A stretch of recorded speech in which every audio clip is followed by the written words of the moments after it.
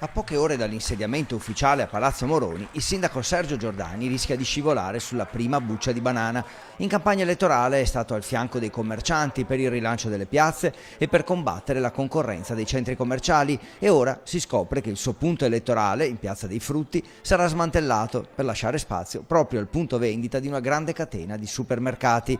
A marzo Giordani era sceso in piazza a fianco dei commercianti che avevano inscenato una simbolica serrata dei negozi del Salone dicendo siamo con voi. Ora ecco l'apertura di un nuovo negozio della grande distribuzione a pochi metri di distanza, è proprio dove il sindaco ha coordinato la sua campagna, una vicenda che sembra quantomeno paradossale. L'incoerenza da parte dell'attuale sindaco che si professava difensore delle piccole attività commerciali e oggi ci ritroviamo proprio fatalità nella sua sede elettorale l'apertura di una struttura di vendita. Il sindaco non ha voluto commentare la vicenda affermando di aver avuto i locali gratuitamente per la campagna elettorale e di non conoscere la destinazione futura, però aggiungiamo noi il sindaco non può mai non sapere e una volta che sa deve prendere una posizione.